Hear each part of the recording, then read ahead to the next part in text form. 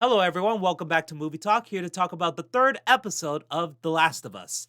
I really love this. I thought this was a damn good episode. However, I will admit this. I am upset that about 5% of this episode is from the game. It's just a very small chunk, and they did deviate a lot from the game. And I'm not just talking about the relationship between Bill and Frank. No, there's big change for Bill involving the events from the game. But with that said, like I said, I love the storytelling. The actors were killing it. Murray Bartlett and Nick Offerman as Frank and Bill, respectively. They were amazing in this. They were really, really good.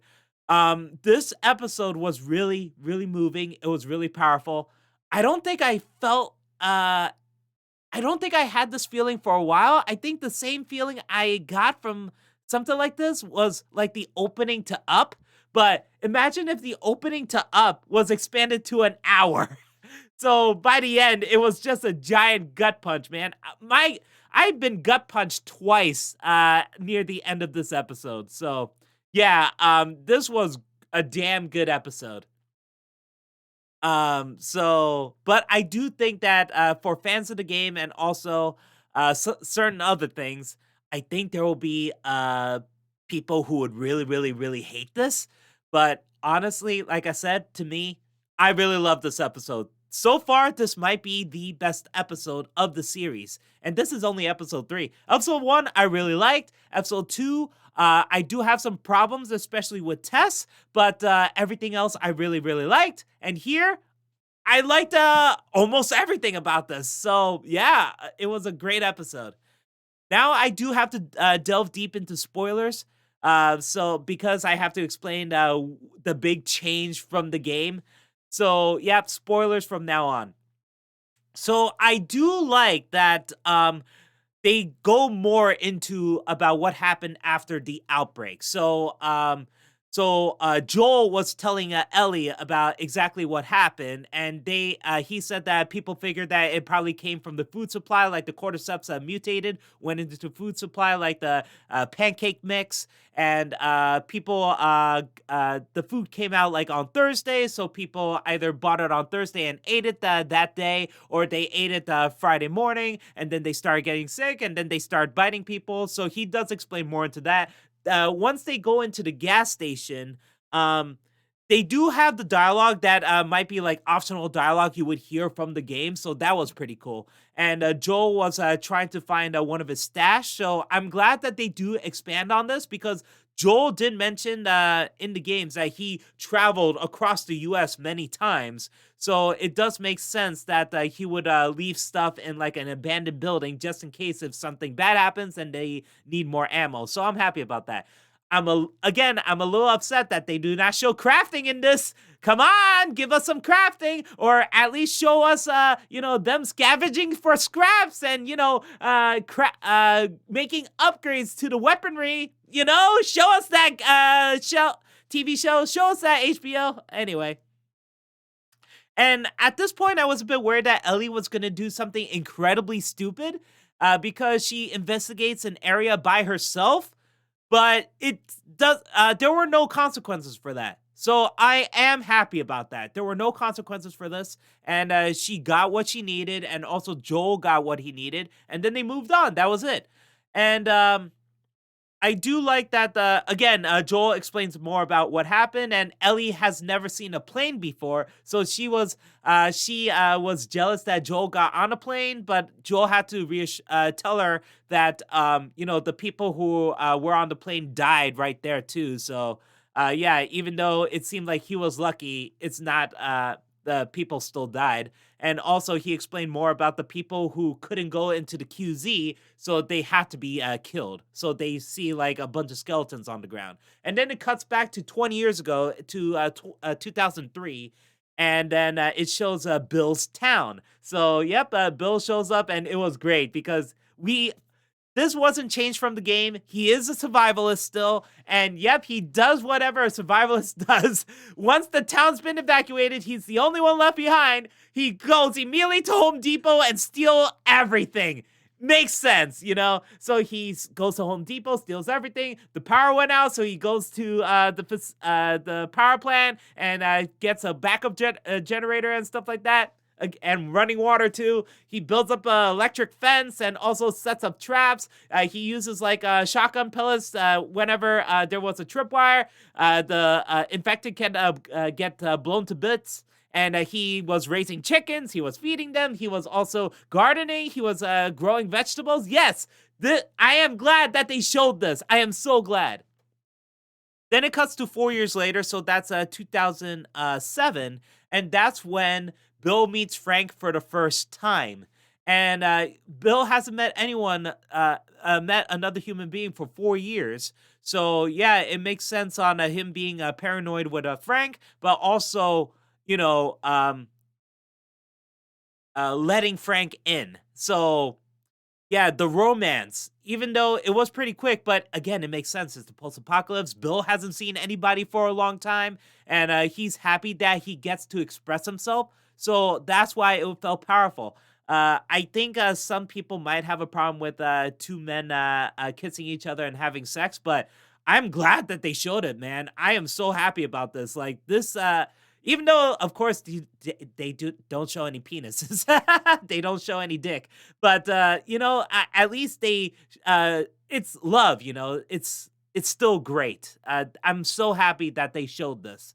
And then it cuts to like 3 years later, and Bill and Frank were arguing because Frank is they're in a relationship, and Frank just wants to express himself, but Bill doesn't want to. And Frank is like, "Oh, we're gonna have some friends. We're gonna make some friends. I've been talking to this lovely woman on the radio," and of course, it had to be Tess.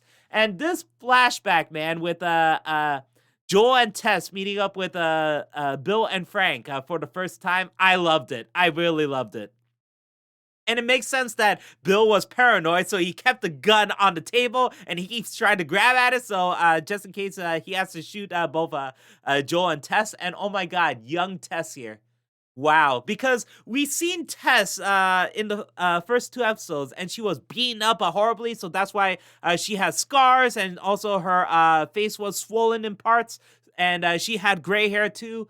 So it was nice. It was nice to see young, clean face Tess in here, and she is so beautiful, man. I mean, Anna Torv is gorgeous, but it's good to see a young Tess like this. Like before, you know, she got her face beaten up by Robert and everybody, you know. So yeah, it was great to see Tess like this, and it was great to see that Tess and Joel had a friendship slash relationship for a long time.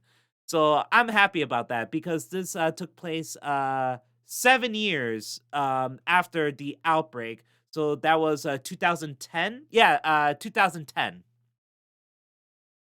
So yeah, it was really good to see them, and also there was that intense moment where the raiders were trying to go into Bill's town, and they set off the traps. They were getting killed by them, and also Bill was shooting at people with the sniper rifle, but he gets hit. And Bill was worried that he's gonna die, so he keeps telling Frank to call Bill, to call Joel. And yeah, that moment was great. And then we cut to we skip a bit more, and oh no, no, no, before this, they had the strawberries. That was a great moment too. And uh, Bill and Frank were about to have sex in the strawberry garden, but Frank is like, "No, no, no, not on the strawberries." That was great. And then it cut to some time left, and Frank is sick. So they changed that from the game because in the game he was infected, and that's why he didn't go back to Bill, and he decides to hang himself because he doesn't want to turn into a clicker or a runner. But here, Frank is really sick. He has a disease, and he's in the wheelchair. Even when painting, he can barely hold the paintbrush, and he's holding it like this. And his legs are twisted and everything, and he needs help getting into bed. And he even said that it takes him all night trying to go from the bed all the way to the wheelchair. So yeah, it even though it's touching that Bill still loves Frank, that he takes care of him throughout this entire time, even though he is paranoid and he's a survivalist. But Frank showed Frank changed him, and that was beautiful. And then Frank says that this is going to be his final day. He doesn't want to live anymore because of his condition. So he told Bill, "Let's have one last good day. Let's go to the boutique shop and I'm gonna pick out our clothes. Then we're finally gonna get married. We're gonna wear our wedding rings. You're gonna make me a delicious dinner, and then right before I go to sleep, for good, you're gonna crush up my pills and put them in the wine." And of course, Bill is upset because he doesn't want Frank to die like this and he doesn't want to be left alone. So, of course, it makes sense. And at this point, I did figure I do know what the ending was going to be like based on this situation. And it actually did happen. But even though I knew it was going to happen, I. I still cried at the end, you know? That ending was so powerful. It was, even though I knew it was going to happen, it still got to me. So, uh, when uh, when Bill was putting the crushed pills into Frank's wine glass, Frank realized that Bill already put the crushed pills in the whole wine bottle. So that means that when Bill drank it, he also had the pills. So it was enough to kill a horse, and they both decide to die together. And that was a very touching moment there. And yeah, then we cut to the present where Joel and Ellie finally get to Bill's town, and Joel realized that Bill and Frank are now dead, and it hurts more because he just lost Tess, and he, uh, uh, and before he gets to see Bill and Frank again, he can't because they're already dead. They've been dead for, I believe, weeks already at this point, because Joel mentions that the radio plays weeks after if something happens to Bill and Frank. So yeah, that letter, man. Even though it's not the same letter from the game, but I love that they changed the contents of that letter to fit the show, and Joel still crumpled it up in the end, anyways, just like Bill did in the game. So yeah, that part about Tess, man. Like Bill was gonna give all the guns, all the supplies to Joel, and he said that keep Tess safe. That got to me. That really did, because it ate Joel up inside and everything.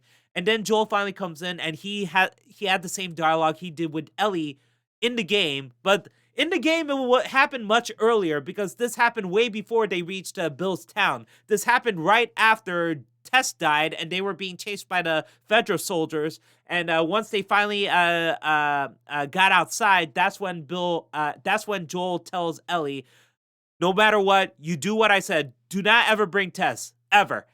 You got to do what I say. Repeat after me. And Ellie says, what you say goes. That's from the game. And he finally said it here in Bill's house. So it did happen much later compared to the game, but I'm still happy that he said it. And it made sense that he would say it at this point, because that letter gave Joel more determination that he has to protect Ellie now, because that's his goal, that's his job, because Bill knows that Joel is a protector.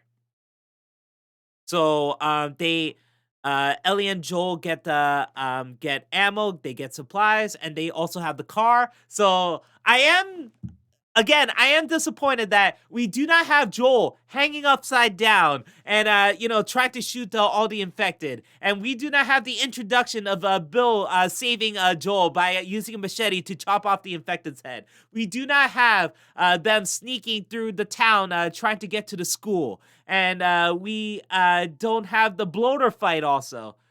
And we do not have the section where they have to make the car start. By tuning up the alternator. So Ellie's in the car and she's trying to start it while Bill and Joel push the car down the hill so it could turn back on again and stuff like that. We do not have that. No, we do not have any of that from the game. So that's why I am upset about that. But at the same time, This episode is so damn good that I'm actually willing to excuse all that. I think some people will not, and I do understand that.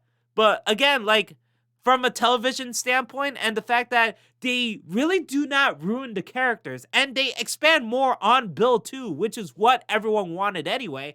They did not change the character of Bill that much, so that's why I'm happy with what they did for this episode. And I love Frank. Frank is so good in this. And Frank, because in the game we barely know anything about Frank. Frank was already dead by the time we actually get to him. We don't even see his face, and we get the letter, and that was it. So everything about this episode I thought was really, really well done. So that's how I feel about episode 3 of The Last of Us. Write down in the comments below if you watched the episode. Did you like it? Did you hate it? Let me know. Guys, thank you for watching, and I'll see you next time. Later.